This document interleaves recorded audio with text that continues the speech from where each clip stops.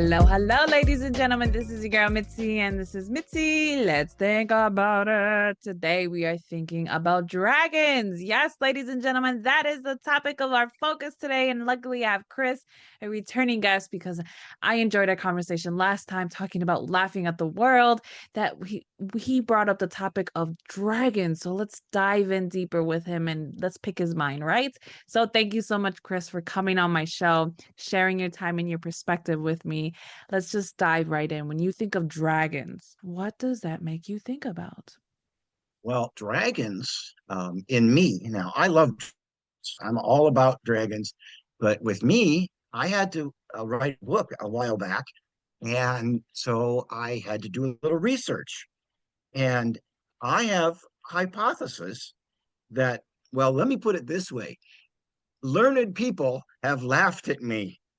So I feel honored that I have been shunned by the community of science.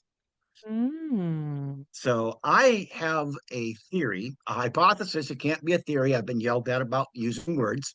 I have an hypothesis that dragons existed and human beings saw them. You know what? I believe you.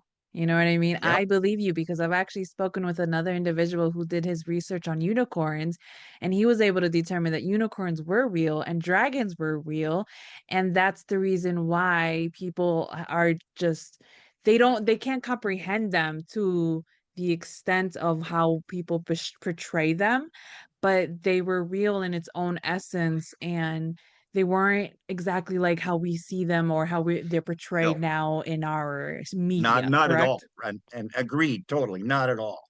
I mean, think about for just a second the dodo bird. Okay. Okay. Okay. Dodo bird is extinct, Yes. yet everybody knows what they look like. Yes. Everybody sees them. And I mean, that's a very recent event. And if you look at science just in general, extinction happens every day. We human beings are not the only cause of extinction. I'm not saying we don't contribute. I'm not saying what human being, yeah, we do. But extinction happens every day. We can never know the number of species that have lived on this planet because extinction happens. Yes. Now, Yes. dragons, let's talk about dragons. When about, I'm going to say, almost a million years ago, Okay. human beings finally wandered into the Sino region, which is China, Asia, that area. Okay. Um, they were still wanderers. They had not gotten to the point where they were stopping and growing things. I believe, and I have proof of, I have what I call cultural paleontology. It Okay. is not a bone, but it is the evidence of what has happened. My word. So, and trust me, it's already been uh, disintegrated by science. So we'll talk about that in a minute. But so here we are, human beings who are looking at the stars and wondering about their world because they're starting to grow mentally. And there is an animal, it is a four-legged snake. Now, there's a difference between a lizard and a snake. A snake has a flexible backbone, a lizard has a solid backbone. It's just how they curve up and things. You can see the difference if you just look at them. Yeah. Okay, so there's a four-legged snake. I believe this four-legged snake was venomous, and I'll tell you why in a minute. But they saw it. Now, if you look at other cultures, they looked at animals and prescribed a persona to them. The American Indian, the Native Americans, I'm sorry, the Native Americans, the wolf spirit, the eagle spirit, the spirits. So we know people did this. Okay.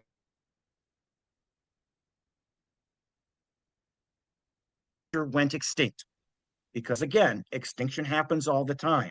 It was probably almost extinct when we got there. So if this creature now went extinct, these people say, where did it go? Yeah. And as a result, culture, as it was building, built them into it. Now, when I mentioned the dodo bird, we know where it went. We killed it. They didn't. Now, I'll give you one better. We'll keep going. I believe this creature was venomous. I believe this creature could spit its venom. Now, those early people were building fire. Fire burned. If a animal spit an alkaloid venom and it hit their leg, it would burn. Now, Yeah. they don't know fire, venom, toxins, chemicals. All they know is when they stick their hand in the fire, it burns. When this thing hits them, it burns. It spit fire. Yeah. Now, the creature disappeared. For what reason, we don't know. Maybe they hunted it. I don't know. I'm again, it's all cultural. Now you look up at the sky. Well, you see shooting stars. Let's see. A long creature that breathes fire, because that's what we think, is shooting across the sky. It flies. That's where they went. They're up there. We don't see them down here because they're flying up there. It makes sense.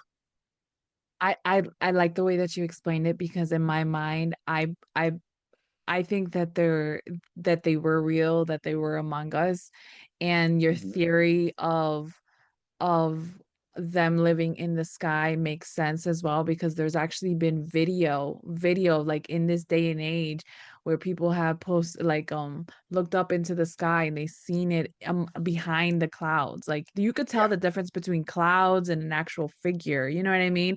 So it's like there's actual figures of this snake like creature that's been around, and it's kind of crazy to think how people will believe a platypus. You know what I mean? They'll believe a platypus, but if that was extinct and our great kids were to think like, oh yeah, there was a platypus, they're gonna be like, yeah, a platypus? That doesn't sound real. You know what I mean? That doesn't yeah. sound real. So it's like I think if humans can start grasping the concept that what we believe is real may not always be what it is. You know what I mean? Like there's always truth. It's like fiction. You know what I mean? When you read a fiction book, there's always truth in between the lies, in between the dramaticness of it. You know what I mean? And I don't think people comprehend that. So I guess my next question to you is, have you ever watched a movie, a show, or seen anything that actually predicts a dragon to be what you think it could be?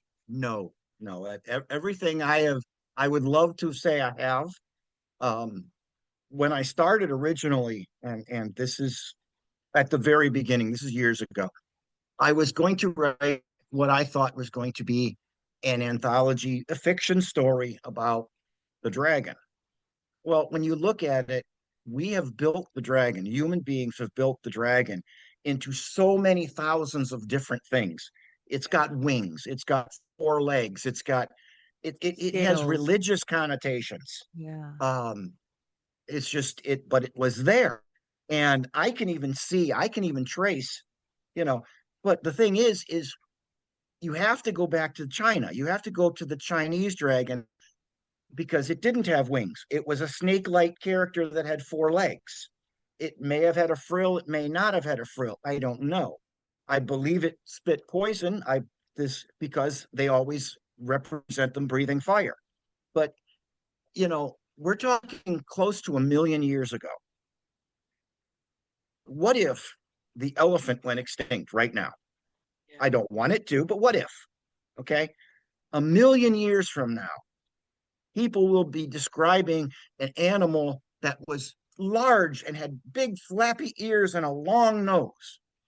And who knows what it might look like in their mythology. But we know the elephant is here. We know it. And if you look at a child the first time he sees an elephant, it's just amazing because it's an amazing creature.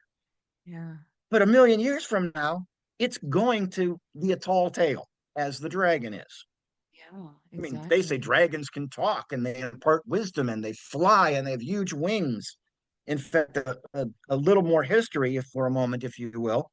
Yeah. There was a Persian emperor who was noted for defeating the dragon. There was supposedly this huge dragon that was menacing Persia, and this emperor went and defeated it. Well, if you look at where this happened, it happened in Mongolia, where the Chinese people would be meeting the Persian people. So, be defeating the dragon is a metaphor for defeating the Chinese army. So you can say, well, it's a story. It's just yeah, some guy went and defeated a dragon. Well, in his way, he did defeat the dragon. Exactly. And if you move forward into history, you get the story of Saint George, Saint George and the dragon. Real quick, the story of Yeah, Saint George and the dragon please is tell he me. was I'm wandering I'm around. interested. Um, he was a knight. He had armor and a sword, and he was wandering around. He came upon a town, and this town lived on the banks of a lake.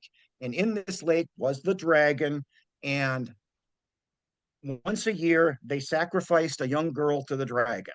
Well, Oh, it was done by random. So the king's daughter was picked, and the king says, no, no, my daughter can't be. So instead of this, we're going to call St. George and we're going to have him come over and kill this dragon.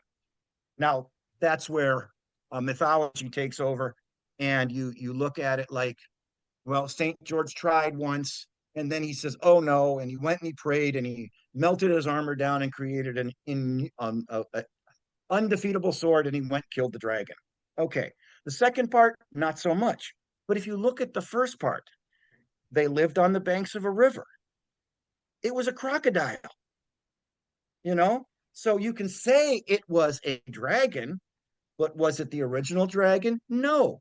But if you use the mythology that was moving across Libya at the time, and you use the actual fact of a real animal, you can see that St. George probably did defeat a dragon, but it wasn't the dragon, you that's know. interesting. So That's a thinker. you have to look at the cultural.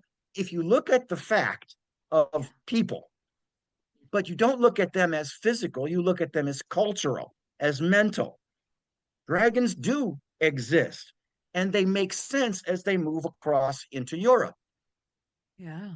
I mean, yes. I mean, if you can really take that analogy with any animal, I mean, look at an octopus. You know what I mean? An Yeah. octopus is something that, if it ever goes extinct, would be something that, oh, that doesn't exist. 8 arms, and it had 3 hearts, and you know what I mean? And no bones. And no bones, and it can touch, and it can feel, and it can taste, and it can know, and it has this memory that's Yeah. like an elephant. You know what I mean? Like, you wouldn't have think that's even plausible. You know what I mean? All of these creatures Mm-hmm. that are out in the world and what they are capable of.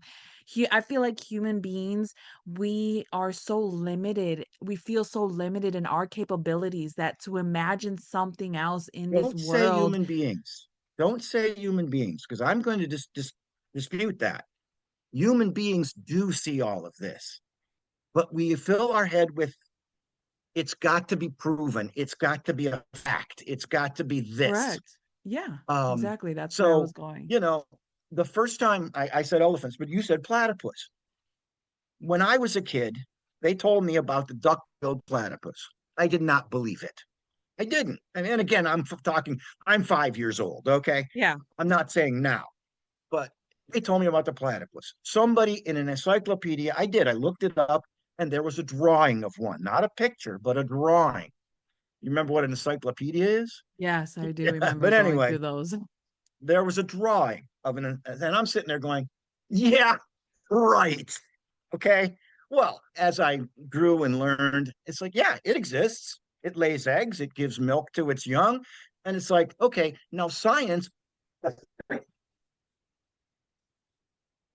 sorry about that. You're Now, fine. science will say the platypus exists.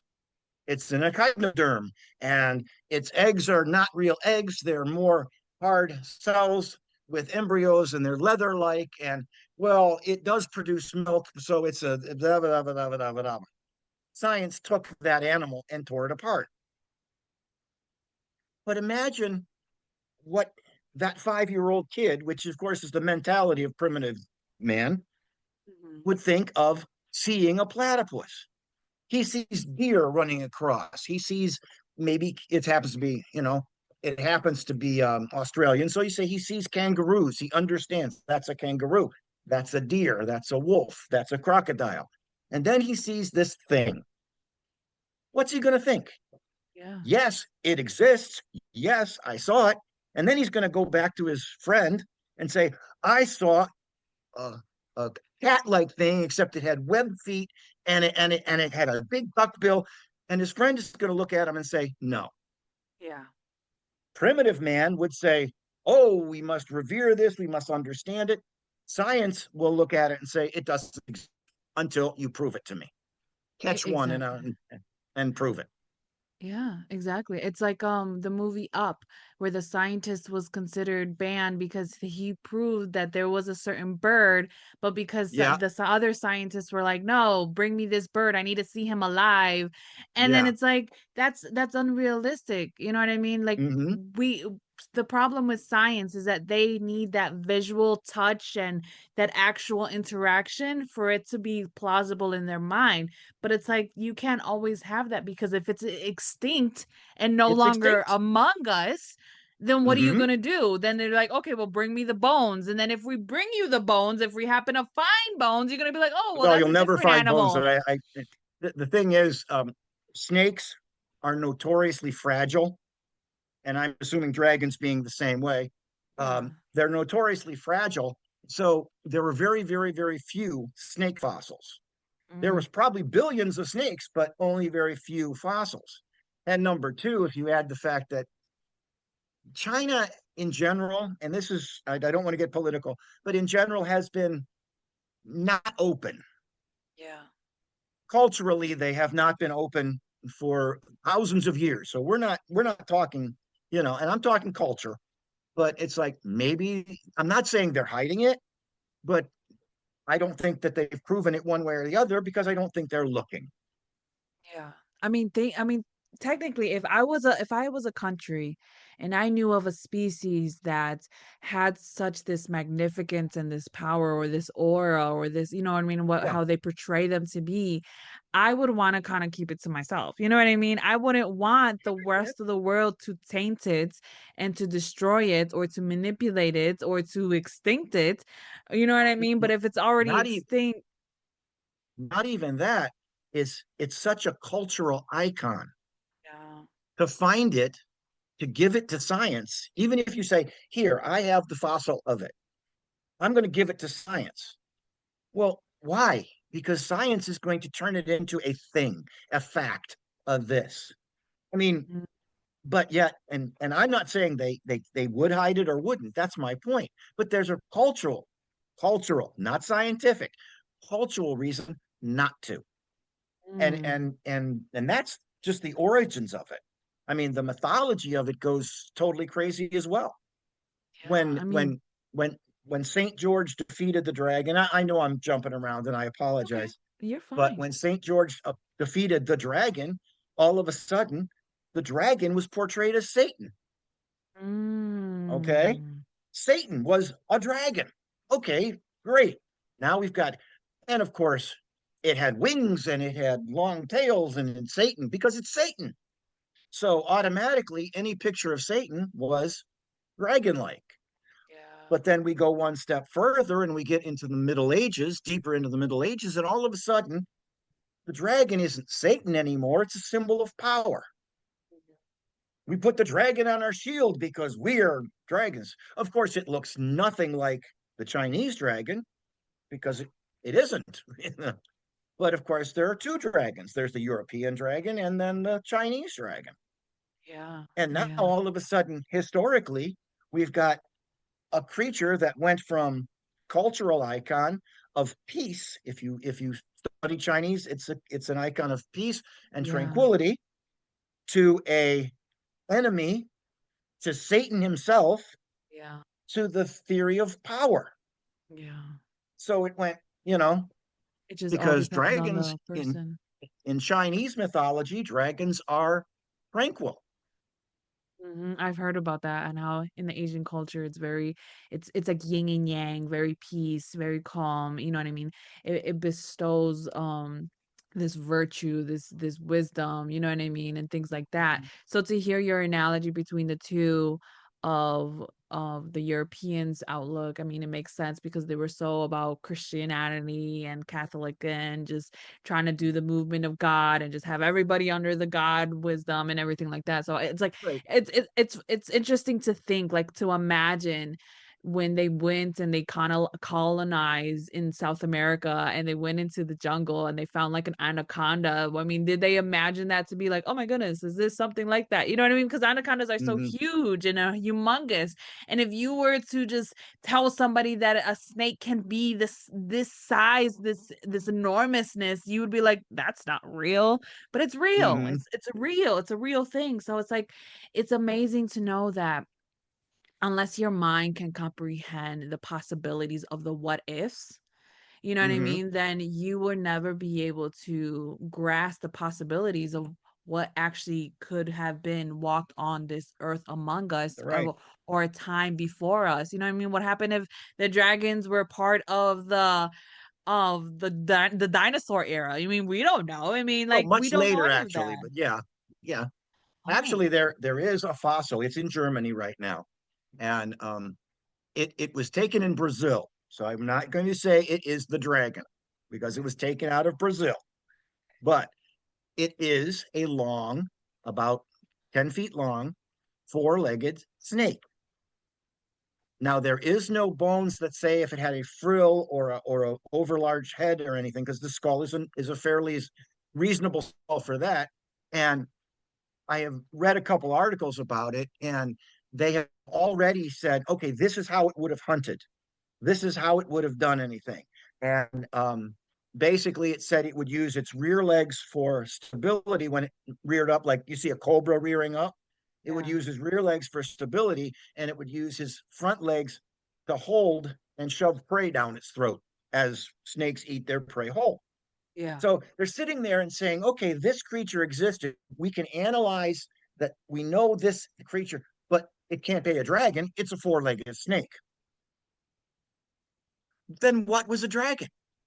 If you Yeah. look at every Chinese depiction of it, it's a four-legged snake. Snake. Exactly. Exactly. I But mean, yet this creature from I'm Brazil with you. existed. But when I say dragon, I mean, I'm going to change gears for just a second because I want to. Um, the scientific, It's a when I safe was space. doing, You could do it.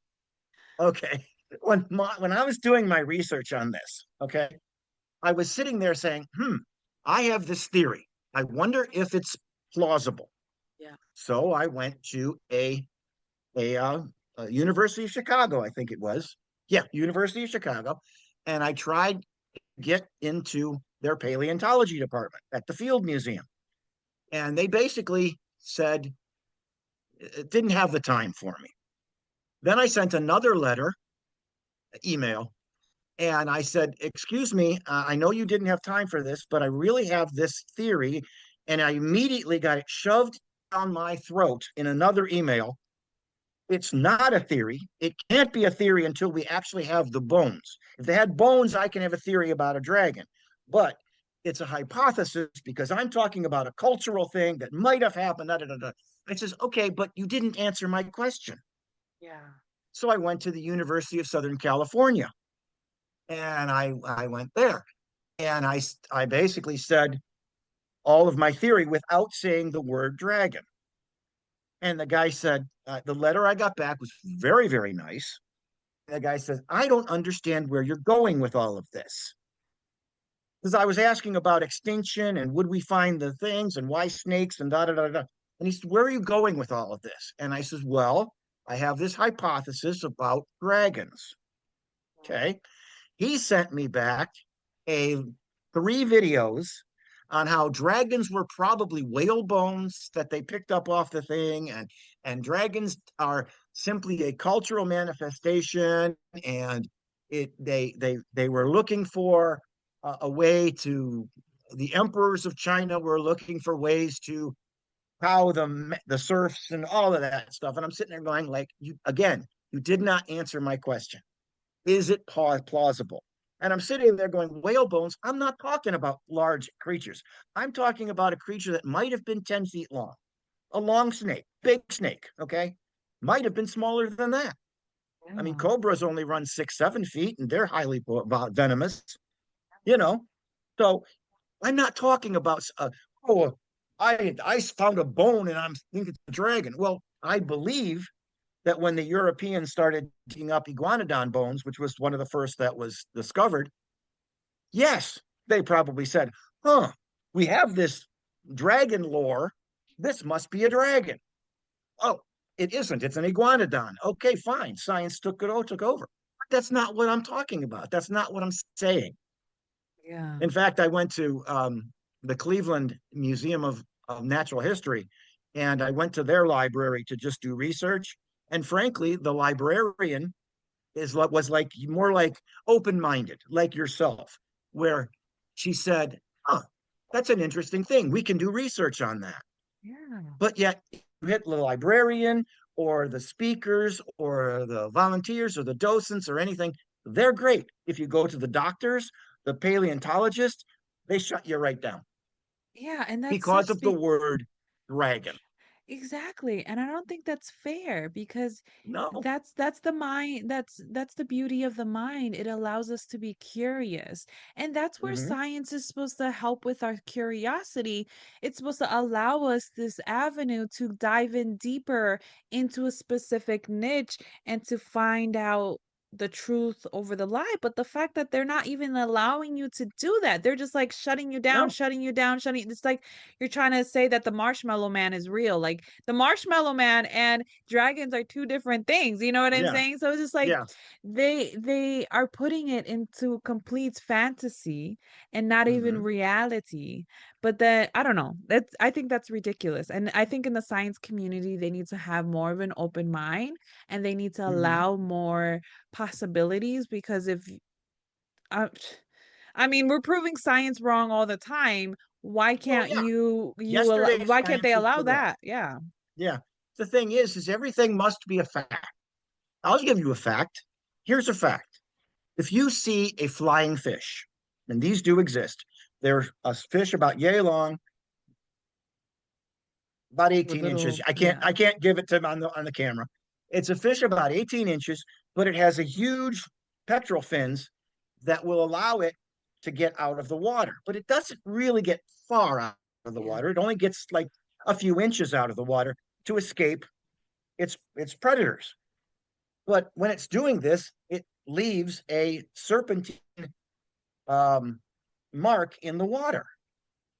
Now, they live in the Mediterranean. This is fact.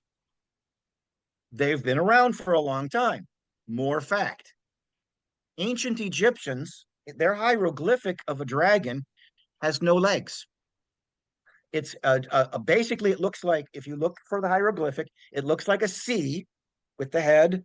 And of course, it's got a hat on because everything does. And it's got two large wings. If you cut off all the fins on except the two pectoral fins on a flying fish, it almost looks exactly like that. But it's a dragon. That Now, is I see where interesting. they're going with it. Yeah. The dragons they've heard of fly, spit Yeah. fire, and are serpentine. Well, look at one swimming across. Long serpentine mark and the fish is going. Now, I'm not saying they never caught the fish, but when they observed it, it's easy to see that that might have been the dragon Yeah. I mean, to be because it's all honest, lore. It's all yeah. lore. You Mhm. can follow the lore, but it's not fact. That's why I call it cultural paleontology. I look at the cultures and look at each culture and how they would look at something. They can use the word dragon. Yeah, exactly. But as soon as you take out that cultural aspect of it, then it's a Well, as taboo. soon as I say dragon to science, Yeah. they imagine this huge beast larger than an elephant with great wings and horns and because that's what mythology has made them. But that's not what I'm saying. I'm saying that this mythology that we have today started Yeah. somewhere. Yeah. Where did it start? It started with a real animal in ancient China that became extinct while people were able to watch it do it. I I mean, get it. Native Americans worship spiders for their weaving capability. And not spiders are extinct, but what I'm saying is there's, we see a creature, we give it a spirit, if you will, um, and there it is. It's gone. Where did it go?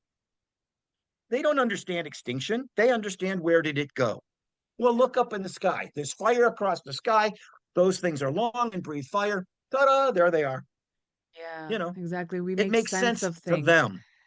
You Yeah, got to remember, it had to exactly. make sense to them, not to us, Yeah. to them. At that during that time period, they had to make some Mhm. type of sense to what they were seeing, what they were experiencing. Exactly. I get it. I get it. And I'm glad that we had this conversation. And I hope the people who are listening, they have an open mind to this. They consider life and what they see in a different manner. Just having that openness, you know what I mean? Just that what if factor may have that little line of truth that we may need. So it's sad that we have to start wrapping up the show because I feel like we could continue on with Oh, I could this. go on You forever. know what I In mean? fact, Let's be honest. Like may there's I, so many avenues that we can really go on to, but what could be some I would like lasting to say words? one more thing, if I Yeah. may. I know we have to wrap it up. I'll be quick. I don't know all of the history of the unicorn. I do know where the writing about the unicorn started. So I'm not going to say I'm an expert, um, because again, I do research like that. But if you, as the dragon has now progressed into Europe, where the unicorn came, the dragon at that time was a terrible beast. The unicorn seen as peace and tranquil. If you look at the yin yang, the plus minus, the dragon is the dark side with a little bit of light because there is some wisdom and there is some power. The unicorn is the light side, always white, always associated with maidens and virgins, and yet has the longhorn, which is that little bit of it could be bad. The two of them, mythologically, have been put together as the yin and yang, Oh, absolutely. I which believe is it. also a Chinese term, but you know what I mean. Yeah, yeah, absolutely. I get what you're saying because when I had my other guest on my show who did his research on the mythology, the theories, and all of this on unicorns, he basically was able to say that the unicorn was part of the rhino family because the Mm-hmm. rhinos have their horns coming out from their nose, I mean from the front of their face, versus a unicorn had it on top, and they were big, magnificent beasts, and just like you were saying earlier, like they were predicted with virgins and virtue, and if you seen one, you had to come very well put together and you had to be clean, and you know what I mean, to get all this. And it's Mm-hmm. like people have to start thinking like there's always this thin line, you know what I mean? If you Yeah. wipe away all of the extra nonsense, does it leave you with two animals that have Uh, been turned to be something that they it's never it's were. not, you Well, know what I mean? Exactly. I don't know what your other guest said, and he's probably done more research than me. But my research says the unicorn was more of a beast, not a horse. It wasn't Correct. equine so much as Correct. it was more beast-like. Correct. That's what he said However, too. when we decided to make it um, maiden-like and virtuous, all of a sudden it becomes a virtuous animal with a horn as opposed to a beast with a horn. I mean, just Exact. Oh, but exactly. I that's like I I said, I I haven't agree. done all that research. I'm sure your other guest did, but I did not. I can talk dragons for hours, and I know we're wrapping up. Yes, but I love it though. I love it because this is what sparks interest. This is what sparks thoughts. You know what I mean? To get us out of our Mhm. minds and think of the possibilities of the what ifs and then run with it. Go with it. Do your own research, do your own findings and see what that makes you feel. See what you discover because you started to do your own research on dragons and it opened a whole new world of Oh yes. possibilities. You know what I mean? So it's just like if anybody who's listening just take that out of this conversation. It's just the thought. and just run with it. You know what I mean? Just allow your mind to play with the possibilities, and don't reject everything that you hear. You know what I mean? Don't be so closed-minded that you can't receive new information, because what's in front of you is all that you can see. Like, don't, just because your hands go far out as it can go, doesn't mean that life is stops right there, you know? So please, ladies and gentlemen, go check him out. Go check out all the goodness. He has his own podcast. He has all these great stuff that he wants to give out to the world to help you continue on thinking. All you got to do is click on his picture if you're on my website, or if you're listening on audio, go right there under the description. You have access to his podcast as well, so that you can obviously continue on thinking. With that being said, bye.